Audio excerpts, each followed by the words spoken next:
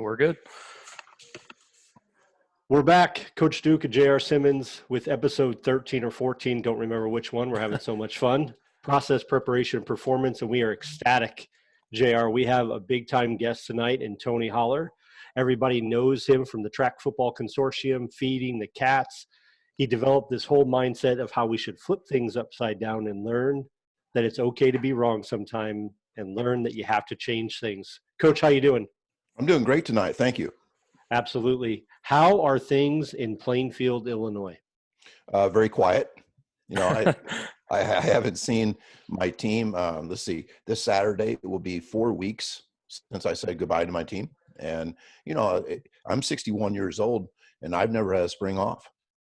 You know, I've had stuff going on my whole life every spring. And that's weird, you know, to not have a sport. And not just a sport to watch, you know, like baseball, things like that. But, you know, this is my 39th year of coaching track, you know, so right. This is a big change. And I think I ran track for 10 years before that. So that's like 49 years where track has been my spring. And so it's just gone. How are you keeping in touch with your athletes during this quarantine time? Because like you said, track is a big deal for you, and you have the Track Football Consortium. I know you're a track coach there at your high school. I know you're helping players and athletes all across the country. What are you doing now to keep in touch with those athletes that you're missing out on? Well, I'm always available. They all have my cell phone. And, you know, to tell you the truth, I don't want to bring up their hopes a whole lot. You know, I'm not a guy that is a prescriber of workouts. I told them that if they want to stay in great shape, they know how to do a speed workout. You get out 3 times a week and do a speed workout in the street.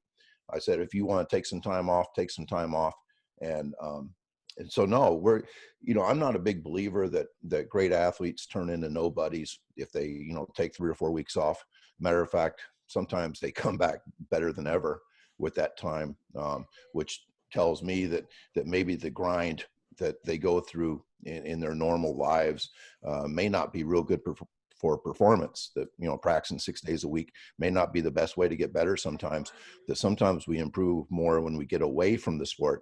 So, I mean, I hate to say it, but I probably am a failure in terms of coaching my kids virtually at this point.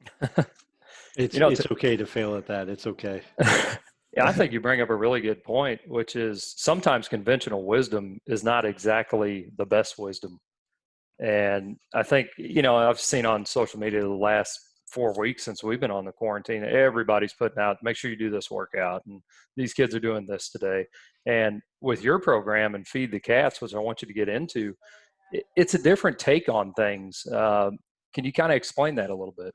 Yeah, well, first of all, just for people that don't know the Feed the Cats background, 21 years ago, I was a successful track coach, but it was always hard to really get the true cats to come out for track. By true cats, I'm talking about guys who are fast twitch, powerful, dunkers in basketball, wide receivers in football, running backs in football, you know, those prime athletes.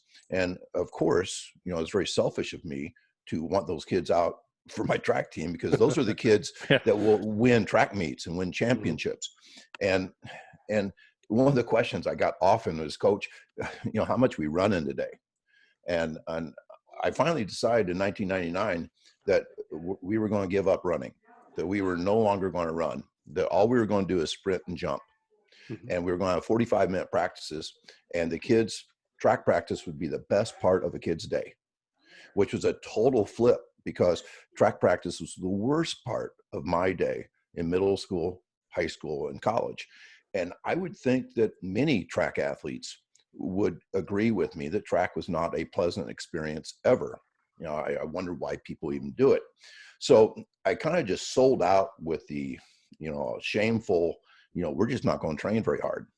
And it worked. You know, I got my best kids out. We won the 4x1 state of Illinois 4 out of the next 6 years, which is unheard of. Jeez. Oh yeah, it's unheard of. And what I found out was not only were we getting great athletes out, but they were improving measurably. And my average kids were improving measurably. And my freshmen were improving by measurably. One of the things about Feed the Cats is that we time I tell people that you're not sprinting unless you are spiked up, being timed, times recorded, times ranked, and times published. It has to, all five of those things have to happen, or they're just running.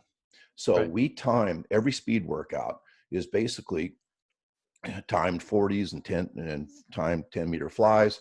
I have a free lap system. And so all those things happen. And when you got all that data, you know, it was like I just stumbled onto something that was a brilliant way to improve speed and power. And it just shocks me every year how little. I mean, like 20 years ago, I was doing a lot more than I was doing now, because the minimum effective dose necessary to improve your central nervous system is to me just amazing. People who visit my practices are shocked at how little we do. You know, there's a phrase we use around Jeff City High School here in Missouri is there's a lot of great athletes that Jeff City never saw.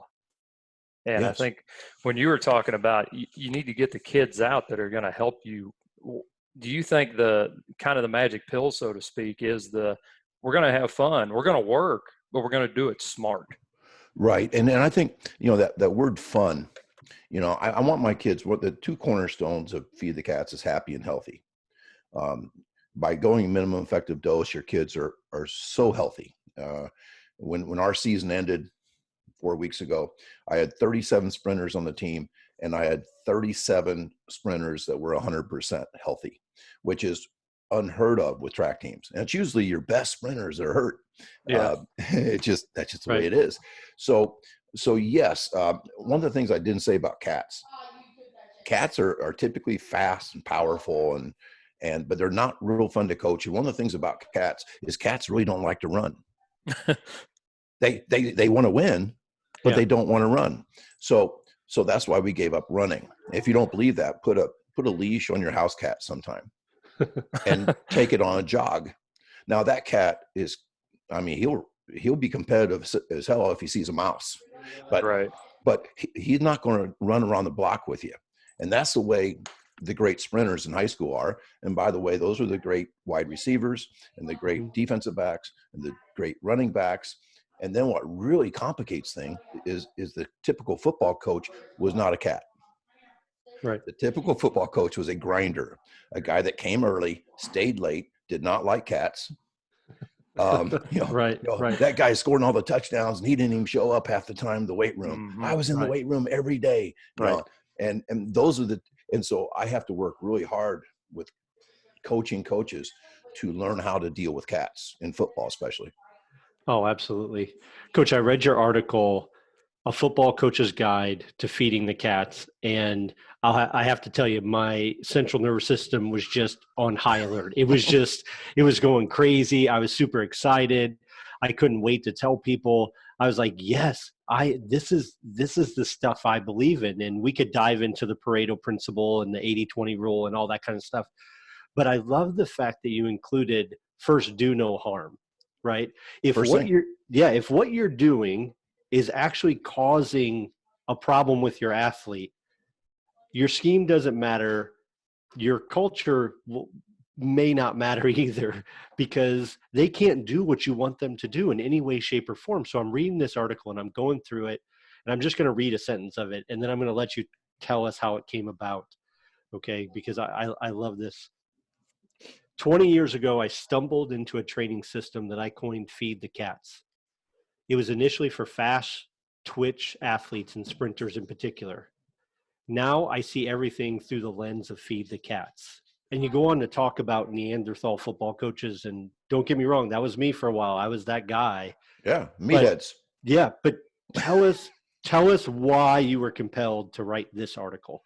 Well, I mean, it's weird. I have a multi-sport background, which I think really helps me. I was born a coach's kid 61 years ago. My dad coached basketball for 47 years, high school and college level. I was a head basketball coach from 1981 to 1990. So that was my dream, was to be a head basketball coach. And then I got fired and I took the head track job the same month, weird thing, and became a track guy. So, but all through my career, I was a quarterback in high school.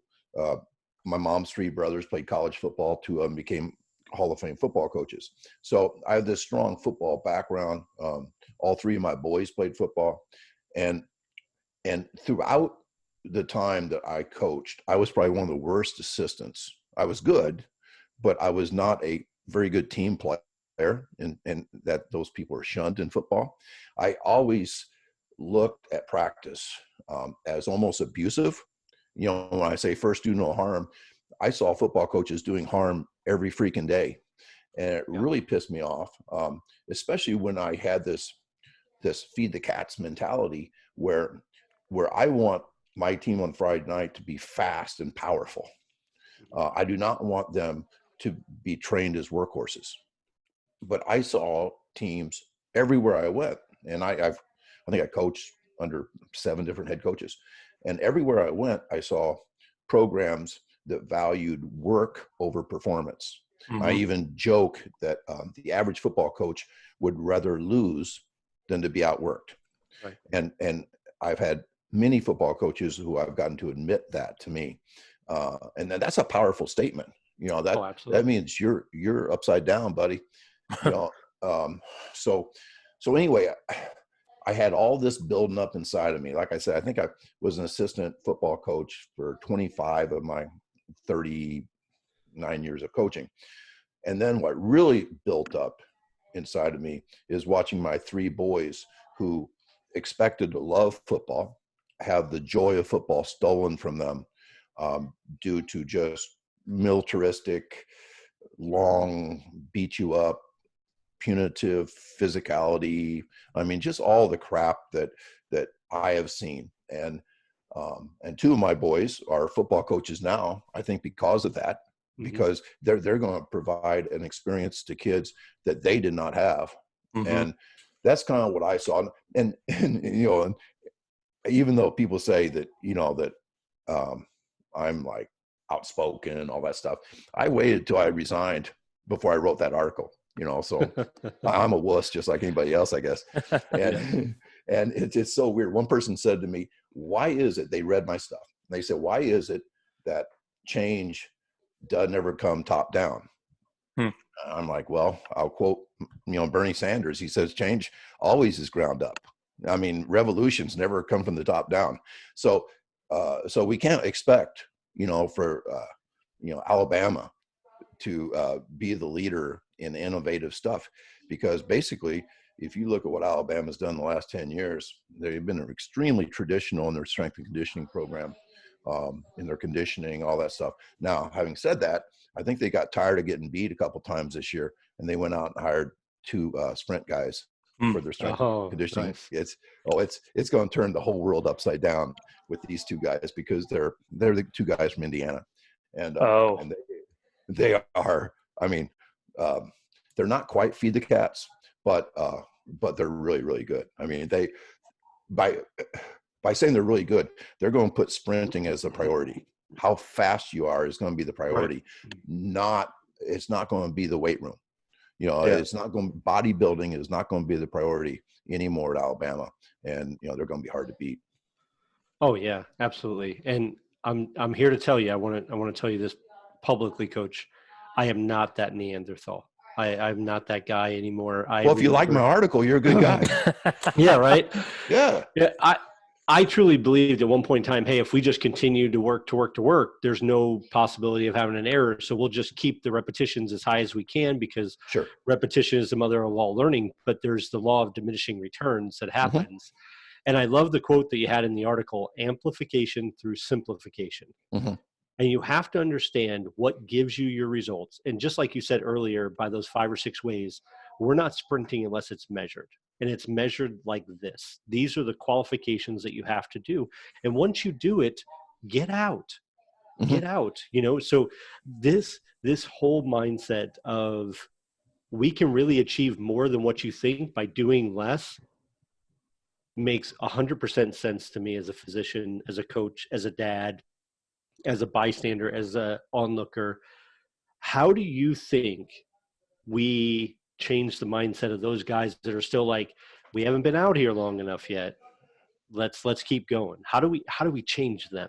Well, it's really, really hard because uh, football is their most traditional sport, is the most religious sport, and the most militaristic sport. By religious, I mean there's not many sports that pray before games and after games, but it's very common in football. So I mean, it's seriously, it is it is something that's unique, and I think it's unique in a good way. I think every kid should play football. Having said that, it is so hard. Even I've had head coaches that like, man, I am going to feed the cats, and feed the cats is a minor revolution right now in football. It's actually happening, and I've had head coaches come and visit me for 3 hours, and their biggest concern is the 2 or 3 guys on their staff that's not going to go along. Mm-hmm. You know, I mean, that's going to happen. Yeah. I mean, I don't think people understand how entrenched hard work, and by hard work, I mean, if there's gas left in a kid's tank at the end of practice, you have failed as a coach. And that's not true. We actually want gas in their tank when they leave. We do not, one of my sayings is, we don't want to burn the steak. Never burn the steak. We always want to undercook it. And you know, when I consult with coaches and say, okay, the first thing you do is, how long do you practice? Oh, well, we go about 2.5 hours. I go, okay, you're going to have to cut it down to like an hour and 45. They go, well, how are we going to get everything done? I say, well, do less things. You just do less. Right. Yeah, well, we got offense to install. And I'm a believer that in high school football, if your offense is too big for you to have it in your brain, and you need a play card that has like binders and you're trying to look like an NFL coach, then you are way too complex. Because what football is really a game where you want your kids to play fast. To play fast, you have to be pretty much instinctual. And if you're having to think crap out all the time, you're never going to play fast. Thinking football players are slow. So I tell them, instead of having 15 running plays, let's have 5. Instead of 15 pass plays, let's have 5. And when you get bored with those, then you can add on. Mm-hmm. But let's simplify that. Instead of doing 15 reps of a certain thing, you do 1 perfect rep. Mm-hmm. If it takes you 4 reps to get that 1 perfect rep, do 4. But that's one of the things. I think the most brilliant things in the world are simple things. In 4x1 handoffs that we do, I stumbled on something. It took me 36 years to stumble upon it. But mm-hmm. instead of saying, let's do 5 good handoffs in a practice, I would say, give me 1 perfect one. And the motivation that the kids had to do 1 extremely fast, perfect handoff was just incredible. I increased their focus and their intent and all those things. And you know, like we always video them too. And I'd say, hey, that looked good. Look, and they go, coach, I don't think that's perfect. I go, no, it's perfect enough. Let's go home. And you just don't hear football coaches thinking like that. It's like, we have to rep it. And I'm a huge believer that you need to rep what's important, but also you need to keep your practice short. And, you know, you mentioned Pareto principle. And I think every person in the world, when you say 20% of your work gives you 80% of your results, everybody kind of shakes their head. Yep. Right. Yeah. But then my next follow-up question is, what's your 20%? Yeah. And people don't think enough about that. People don't think enough about what is it that we do in practice that is essential and meaningful, and therefore we should prioritize it. Football coaches want to go in 8 different directions all the time, and it drives them crazy. And as soon as if you can get them to read the book Essentialism, you know, I think that's a big step in the right direction, that they will start looking at, okay, which ones of our offensive plays, if we had to get rid of half of our offense, which half would we get rid of? Mm-hmm. And as soon as you get them to do that, they'll get rid of the bad half, not the Yeah, good right. half. Yeah, They'll right. get rid of the bad half. Right. So, you just got to get guys thinking like that. But even then, I mean, it's going to be hard to convince everybody. Yeah.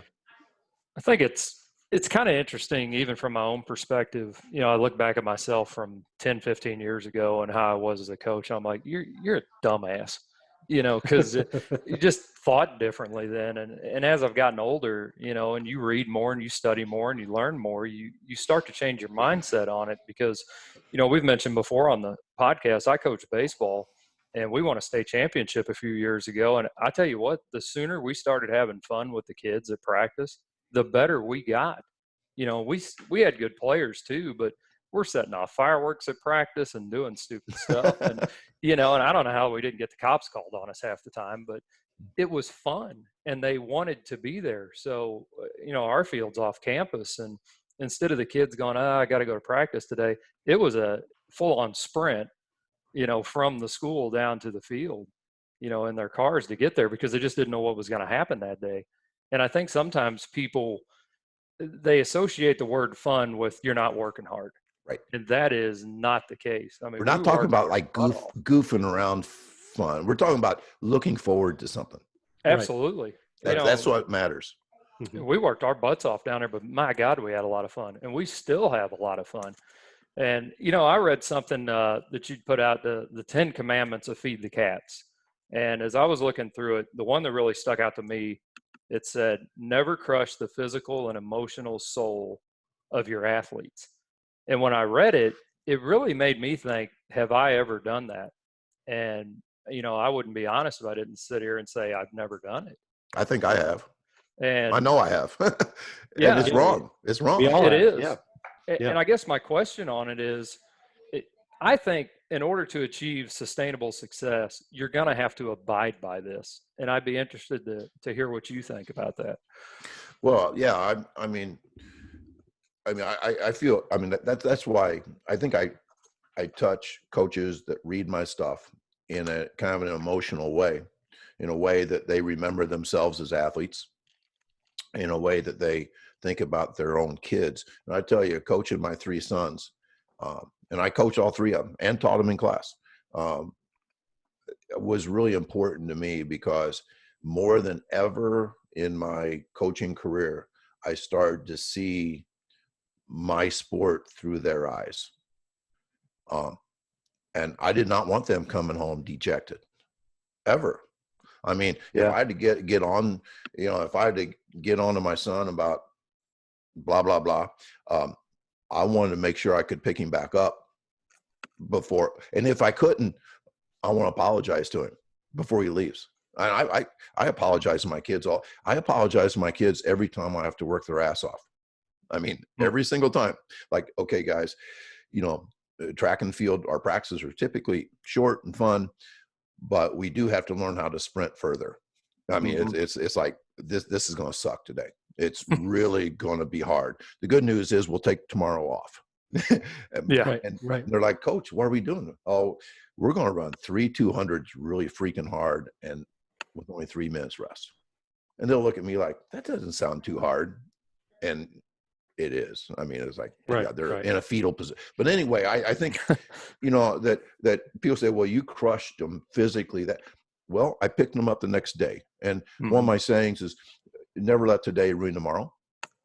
And you say, well, in that situation, well, there's actually one more word of that. Never let today's workout ruin tomorrow's workout. Right. And one of the things that is really counterintuitive about all my football stuff, and I'm sure we'll get to programming here in a second, is that I believe in team sports, you let the game be the hardest thing that a kid does during the week. That's counterintuitive. Yeah. My father's a basketball coach. I remember it every year. He'd say, we're going to practice so hard that the games are easy. And it made sense to him and it made sense to his players. And I flipped that upside down. The game's going to be the hardest thing we do, but we're going to enter that game happy, healthy. We're going to be 100% healthy. We may only be 80% in shape, but we're going to be so freaking fast that the fourth quarter may not matter. Yeah. And here's the crazy thing. We learn by stories. This is an important story. A meathead, 15 years, football coach. It was so bad he actually left the profession for a while. He came back, read my stuff, and started feeding the cats, which means that you don't bring kids in on Saturday morning and run them at 7 in the morning. You let them sleep in and watch college football. Correct. You don't have 7-hour meetings with your coaches on Sundays. You stop that stuff. You learn how to do stuff with Google Docs and, let the coach be a family man and all that kind of stuff at the same time. Right. But he emailed me after the third game this year with two things. He says, one thing, the wife of one of my assistant coaches wrote me a letter thanking me. Oh, wow.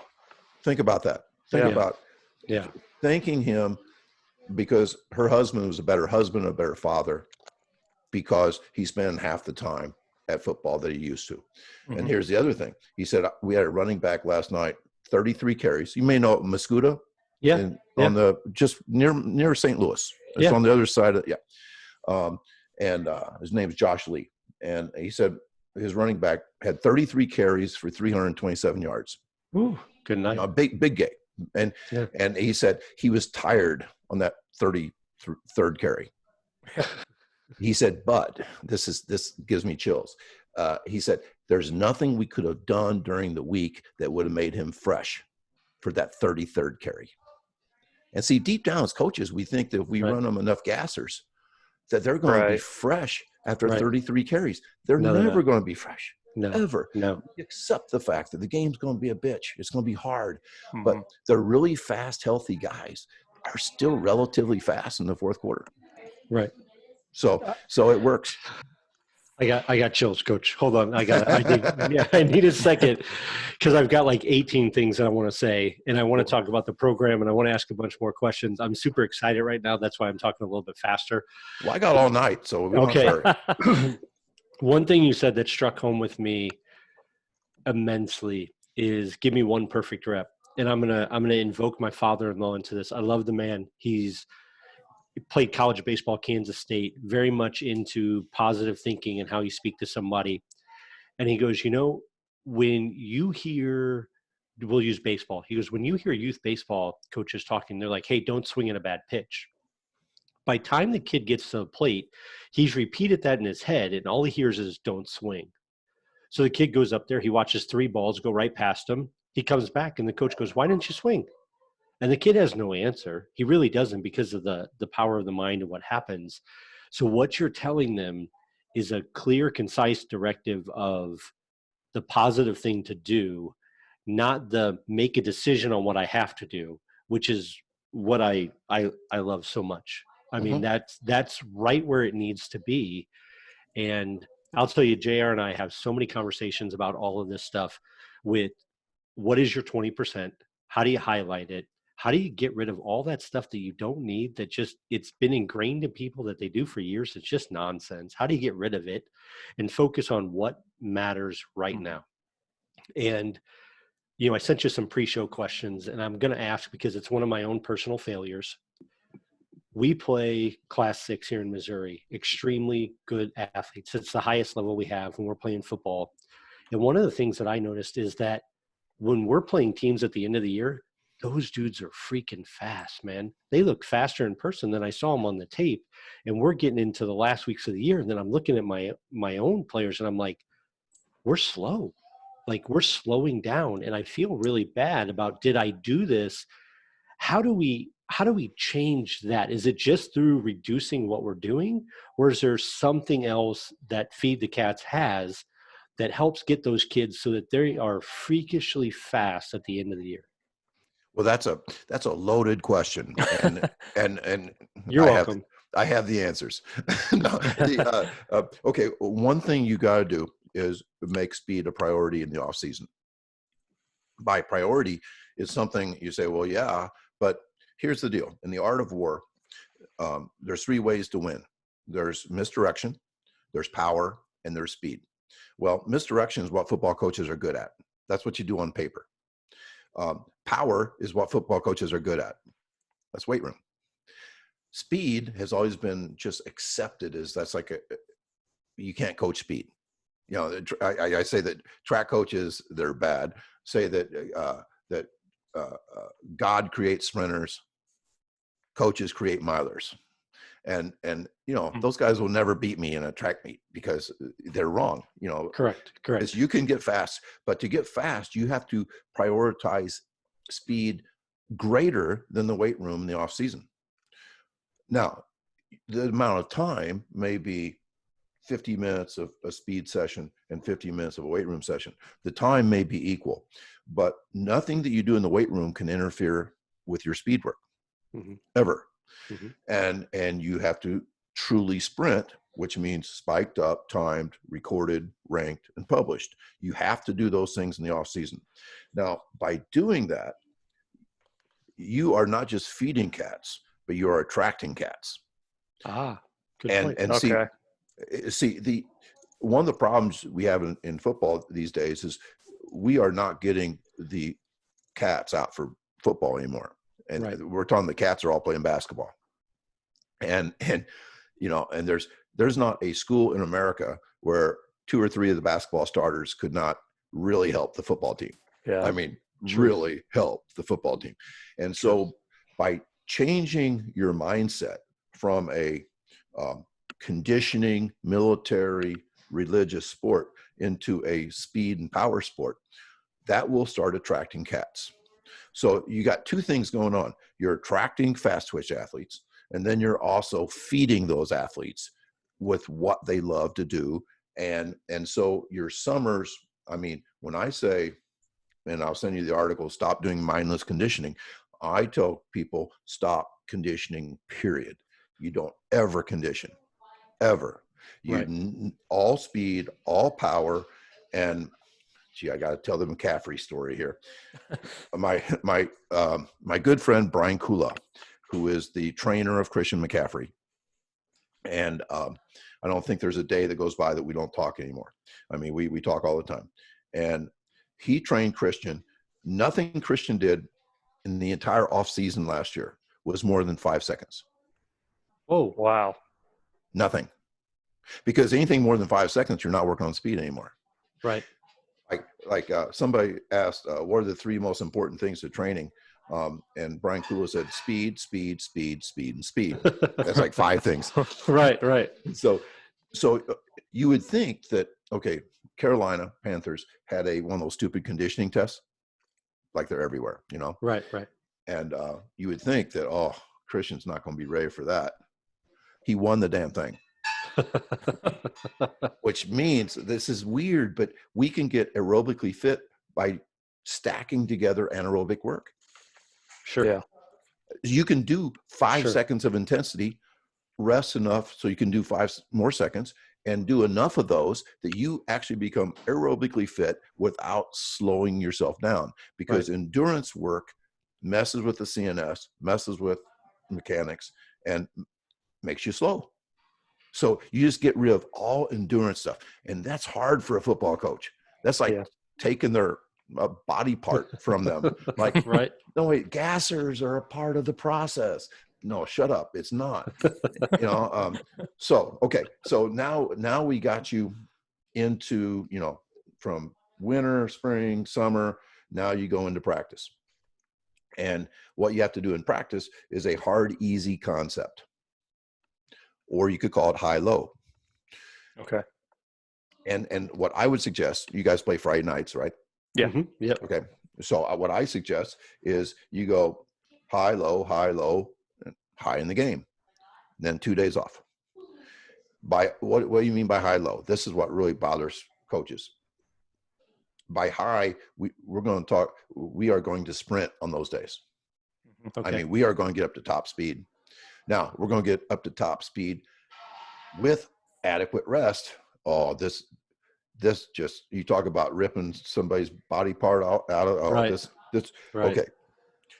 Every football coach I know sees practice as their canvas, and they are an artist.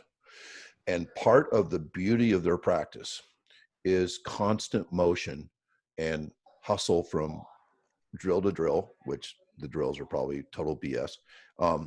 Or, you know, wherever they're going. I mean, even to the water break and back, kids have to run. Right. And so they're constant movement, but that's not football.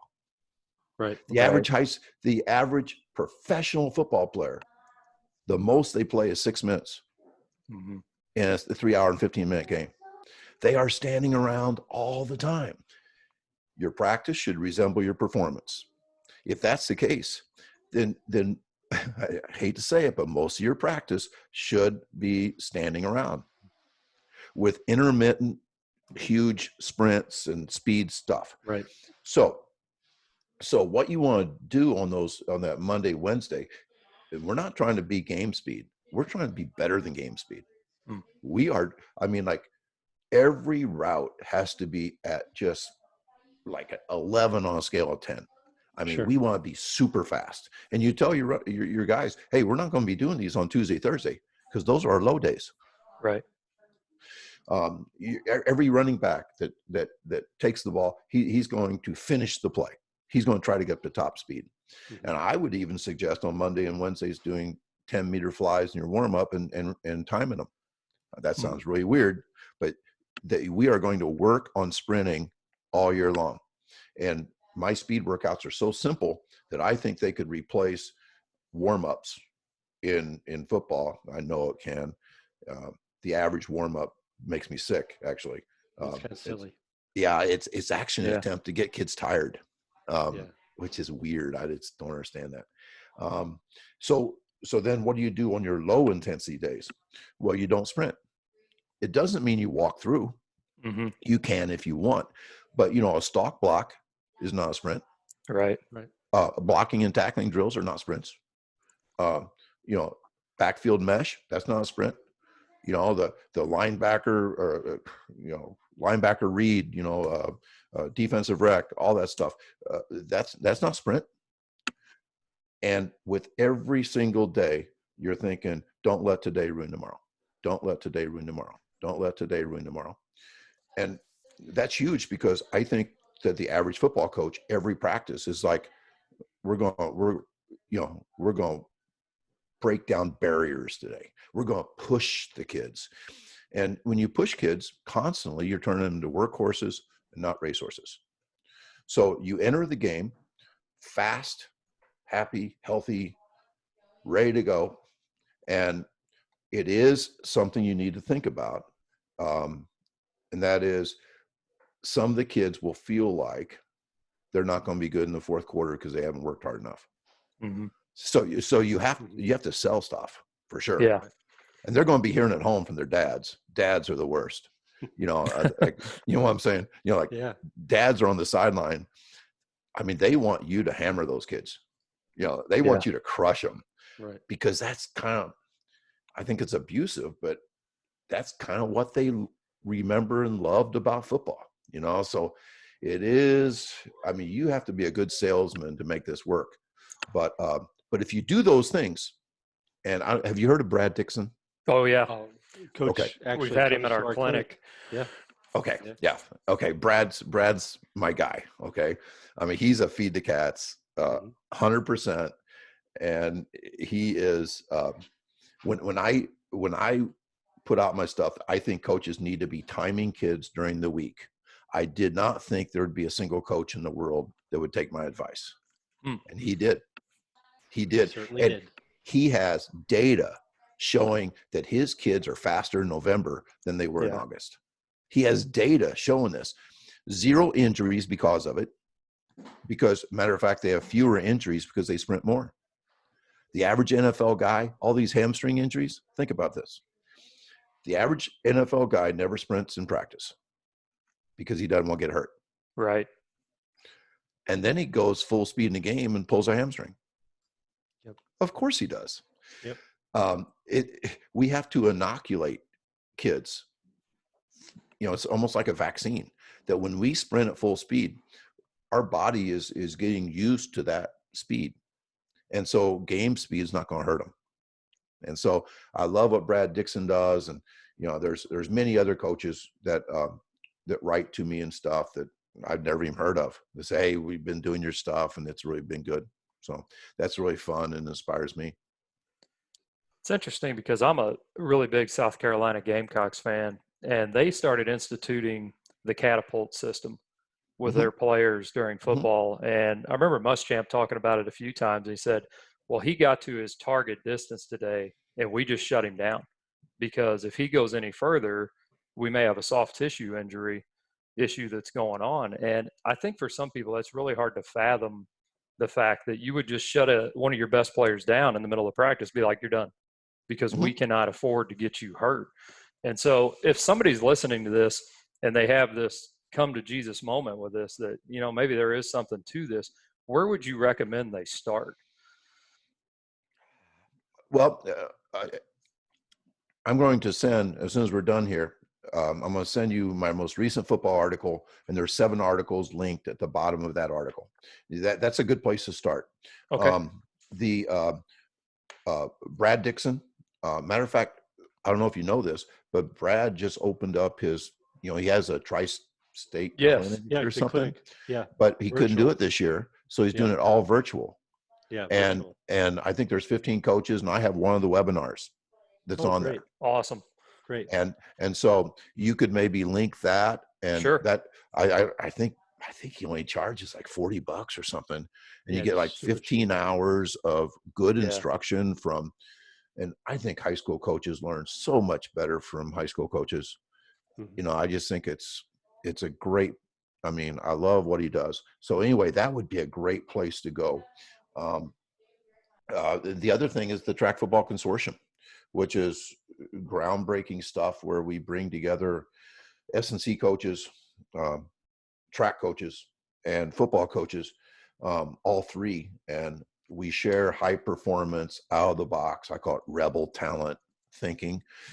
People that are willing to be different and willing to be wrong, and will admit to you when they're wrong. And our people that we bring in are very accessible.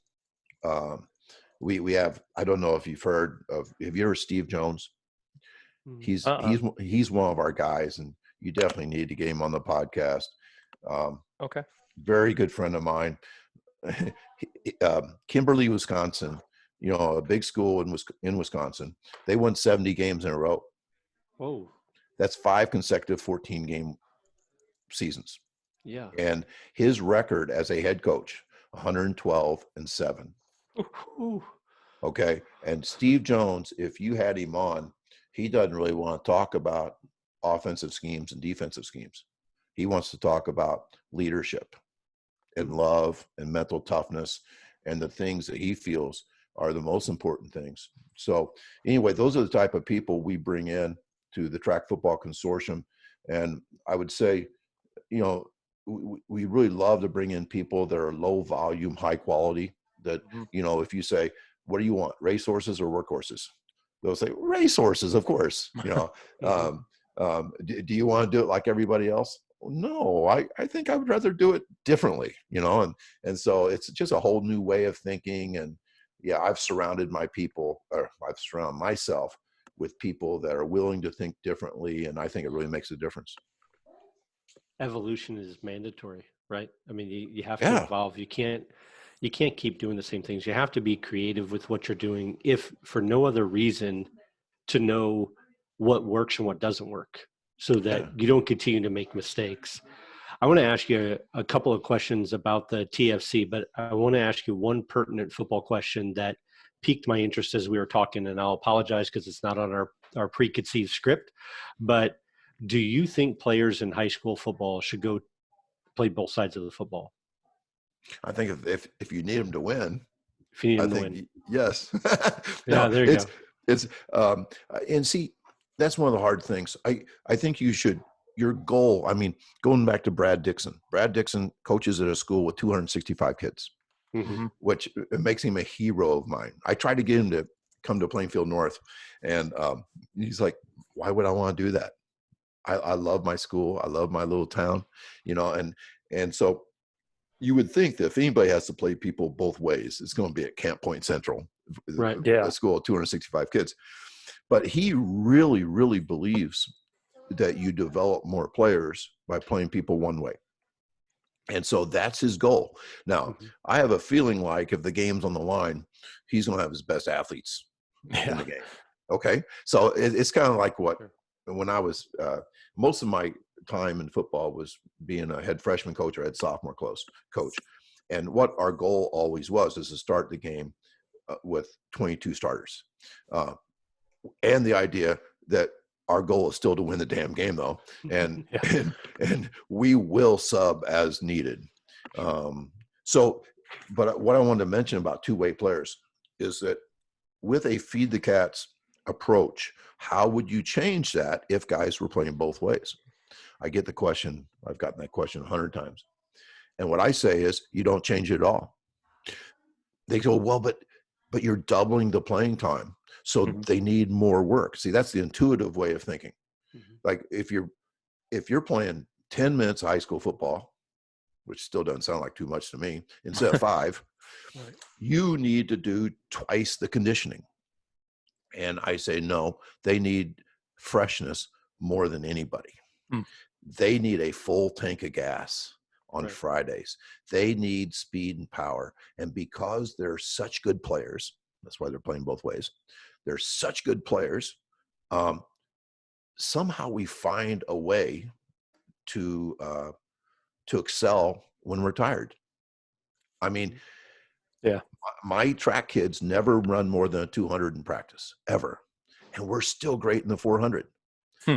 And to most people, that's like, no, wait, how could that? You're not ever trained. And I tell them, I said, the last 100 meters to my guys will suck. It will really suck. I mean, it's just awful. Yeah. But they're fast and they're competitive Right. and they're talented. Now, if you have a guy that's trained 3 times harder than my guys, the last 100 will suck for them too. Right. And anybody that's ever run the 400 understands that it will really be hard no matter what your training is. But I want things to be hard, but to be the fastest, most powerful athlete going into those situations, because they're going to be highly competitive. And I just think you can trust kids in football to be good in the fourth quarter, even if they're playing both ways. I agree 100%. Don't disagree with that at all. And I think sometimes getting past the coach is difficult, but it's also, like you said, getting your player to buy into the fact that you're going to have to sit out a few reps because you're going to need that gas in your tank. You have to, Yeah. you can't play 162 plays in a football game and expect to be as good as you want to be.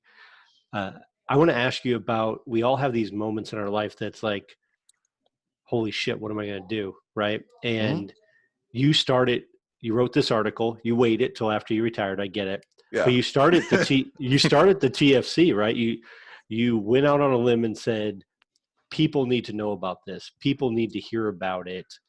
When did that moment occur for you that you said, you know what, guys, we're doing this. It's about evolving track, football, coaches, athletes, people. When was it that happened for you? Well, it's interesting. I think I spoke at my first track clinic 21 years, 20, yeah, I guess it's 21 years ago. And, or 22 years ago. That's actually the year before I started feeding the cats. It was my first time.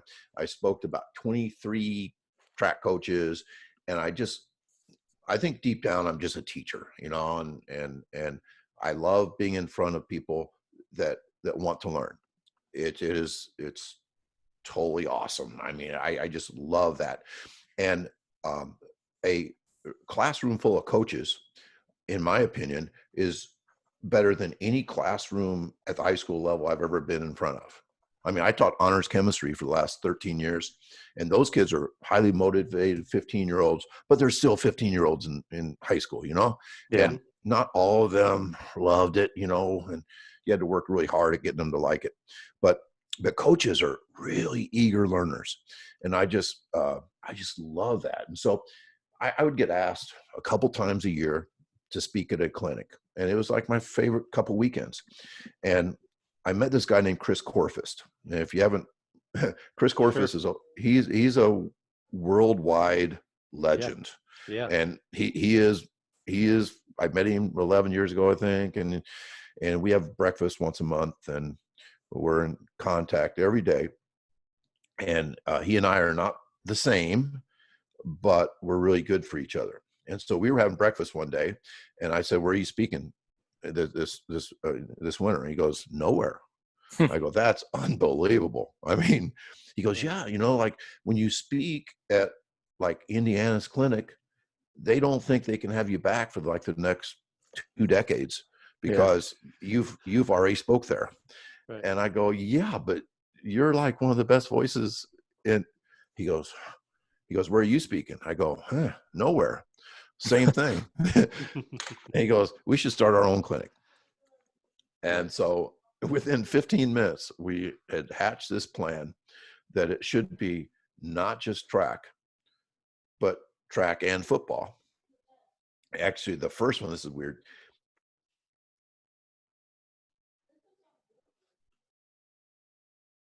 Did it freeze? Yeah, we'll have to cut it. That's fine. No problem. Blah, blah, blah. And are we still good? Yeah, we're good now. Okay.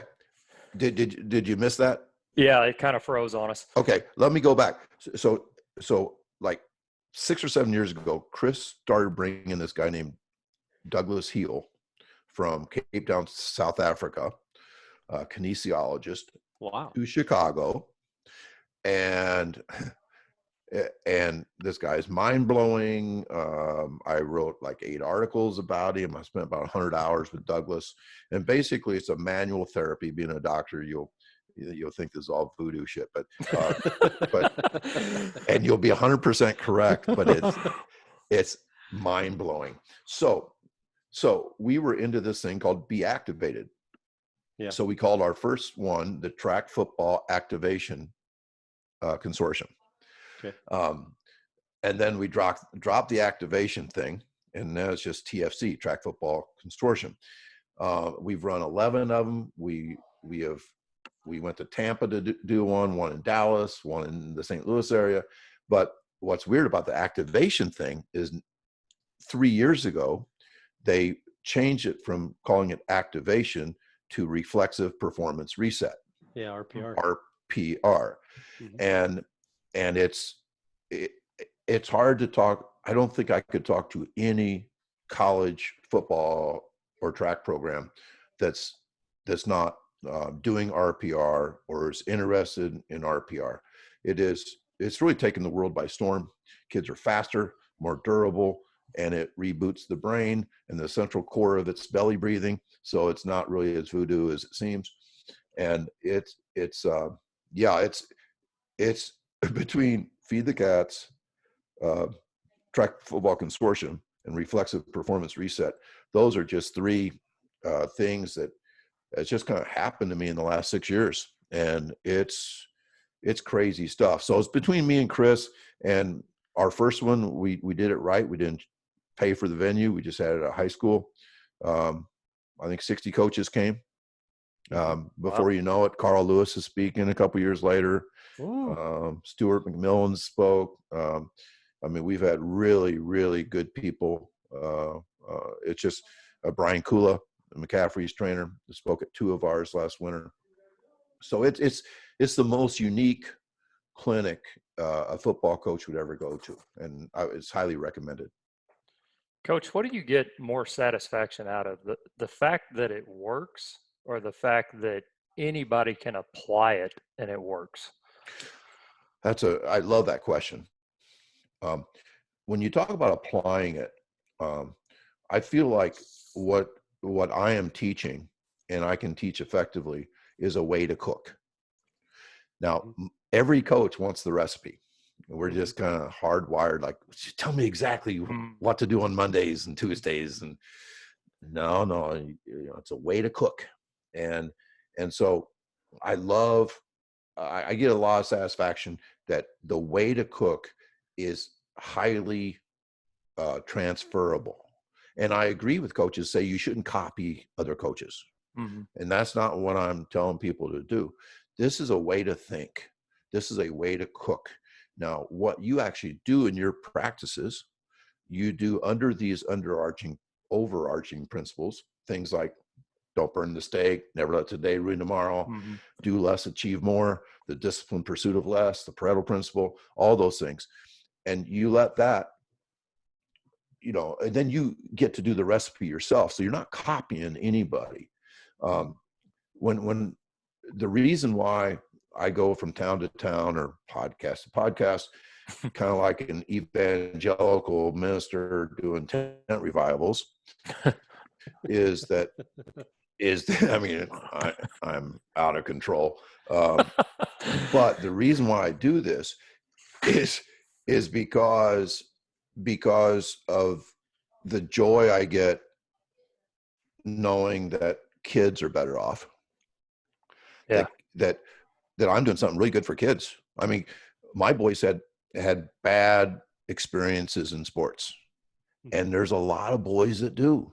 And gosh, if coaches' boys are having bad experiences, I mean, guys that are going to be lifelong coaches did not have a good high school experience. And if I'm changing that for kids, that's a really good feeling. And then just as much, maybe more so, when I hear a coach tell me that his marriage was on the rocks and he was not a good father, because he was a psychotic meathead grinder football coach, and that when he started the disciplined pursuit of less, that his life changed, and his priorities became balanced, and his home life got better, and he started liking football more, or track more, or basketball more. That in a way, I'm kind of,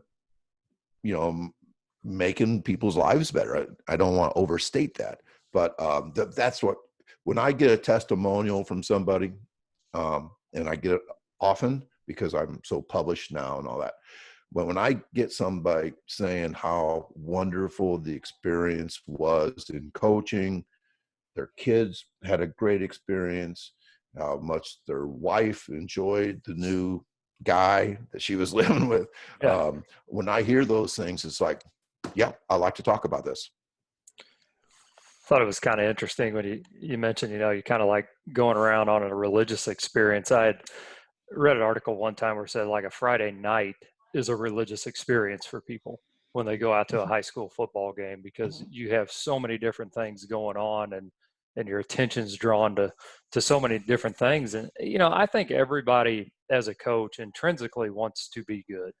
They want to do Oh what's yeah. best, but I don't think sometimes they really know how to go about it. And I think you really hit on a good thing, which was you got to love what you do. But on top of that, you also have to be open-minded enough to understand there are two sides of the equation sometimes. Yeah. And sometimes people just don't quite get to the point to where they're like, yeah, there is another viewpoint. There was a guy I used to coach with that he would say, we're at the fence, we're trying to pull you over, but you got to help us pull you over at this point. And we can't push you over this fence. You got to Yeah. come over here and join us. And, my last question for you would be, when did you realize you were really on to something with this? I mean, I think that when I went to the sprint based track model, which doesn't sound weird at all, like, of course, sprint based, that we're not going to have an endurance base. We're going to have a sprint base. We are going to focus on what matters, and that is how fast can we go. When I did that, and I saw how competitive my kids were compared to other schools, they just kind of went out there and ran and didn't act like they liked it. My guys were like, they were like predators, man. They just went out and got after it, and they loved it. And I think I tell my team often that I know they look for inspiration from me, but the great teams inspire their coach. And you need to tell kids that a lot, that my coaching is often a reflection of you guys, that if you guys come and inspire me, I'm going to be a better coach. Yeah. And it's a two-way street. So I think that started to happen where the kids that I coached, and sometimes I wonder, was I just lucky to have great kids? And of course, I was lucky to have great kids, but I think their kids are great everywhere. I mean, Yeah. you can have some bad years, but overall, kids are fun to be around, especially when they love what they're doing. And so I think the inspiration that I got, the feedback I got from the kids, and winning is intoxicating as hell. State championships and gold medals, and Right. I mean, Right. that's really, really cool stuff. And so it just feeds that fire. And but I don't think I really understood that I was onto something until other coaches in other places started having success Yeah. doing my stuff. That's and I tell people that I mean, my two sons, um, I don't know if they're a better track coach than I am now, but they will be. I mean, they they will Yeah. get much farther than I've ever got. And I think there are coaches out there who are feeding the cats that feed them better than I do. And that's my legacy. That's like, Right. I'm 61. Hell, I might be dead of COVID-19 in 3 weeks. Who knows? But if I am, there's still this cult of crazy coaches that put kids first, speed first, and and have better lives because they're coaching a little bit differently than they were coached. And I think that's where I knew that something good was going on. Yeah. That's awesome stuff. That's like that's great stuff. That's all. I don't even have another question, to be honest with you. I just it truly is. It truly is what we tell our players, right? It's about building relationships. And you said it earlier. Sure. That coach doesn't want to come on and talk about offense or defense. He's talking about love and leadership and things like that. And I think oftentimes what coaches forget is you're not just creating a relationship with your player, you're creating a relationship with your other coaches, and you are continuing to develop and mold the relationship you have with your family at home, right? So if you're taking away from one of those, you're really kind of hurting all three of them, in my opinion. You I can't, agree. you're not, people always want to look for work-life balance, but I kind of say it's work-life harmony. Those three things are going to fit together where they need to. And if you're asking one of them to overly sacrifice so that somebody else can do something, you're probably not helping them. So I'll get off my soapbox about that. But I want to ask you one more question, and then we're going to finish this up, Coach. I really appreciate your time. Where does it go from here? What are the next steps? Where does it continue to evolve from with feeding the cats? Um, it's evolving now. Like, I did a podcast yesterday with two guys from UMass, Hmm. and we spent, I think, over an hour talking about programming for soccer and lacrosse. Wow. And I think my entire sports life concerning soccer and lacrosse is probably less than 5 minutes. I mean, but with my multi-sport background and with those like, if you know how to cook in track, the cooking is kind of the same in all sports. Like we talked about, letting the soccer game be the hardest thing you do during the week. Put more emphasis on speed than you do on endurance. And so that's kind of the exciting thing. Like in September, I did 5 workshops, 4 in England and 1 in Dublin, Ireland. Wow. And most of the coaches there were Gaelic football, Mm-hmm. Soccer, and rugby. Mm-hmm. And so the whole thing about this way to cook, I don't know if it would work with swimming or not. I know swimming is a high volume sport. I don't understand swimming, but who knows? Maybe Right. maybe a sprint based swimming program will become popular someday. It makes sense to me. If you're Yeah, a sprinter, and I mean, I don't know why you're doing 3 hours in the pool if you're trying to be a fast swimmer, but Right. they do. I don't, something about gravity and buoyancy and whatever. But anyway, just getting to talk with, football coaches like you, soccer programmers, I think that's the future. And then again, with this crazy time we're living in, I don't know when will be the next time we have a group of coaches sitting in a room together. Yeah. Our life might be doing, well, this isn't bad though. No, not too bad. We've had fun, Yeah, we've had a good time. Yeah. So who knows where it will go. And like I said before, if it goes nowhere, there's people out there that are, have new ideas, and that helps kids and helps coaches. So that's all good. Yeah, I totally agree with you. I think one of the things that this break is doing is resetting that work-life harmony for a lot of people. I think it's resetting it. It's allowing people to understand what their 20% really is and where to focus at that. I also think one thing that's doing for athletes is something you kind of touched on, and I'm going to define it using my own words. It's recreating the hunger that they have for the sport they play. Because too often in life, we don't know what we have until somebody takes it away, right? Absolutely. And right now, it's been taken away from a bunch of high school kids, college kids, youth kids. My 12-year-old is like, are we going to play baseball this summer? So those things that they're just like, oh, mom and dad signed us up for, or it's another track season. It doesn't become just another. It becomes something they want. And you wrote a great article about it, 20,000 hours. And what do they really learn?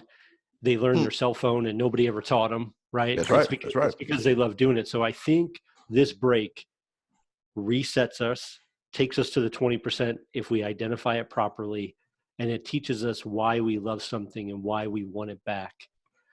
Coach, I got to get to the TFC. I got to get there. I want to come very badly. I talked to JR about that earlier this year. We were going to head down there. I had a work thing to do, but the next one, pencil us in. We're there. We're there. That's awesome, man. 100%. We're there. We're probably going to have our headsets on and probably going to be doing like a live podcast right from the TFC. That you can do that. I mean, we one of the coolest things about the TFC is that when people come, is not just like going to a clinic.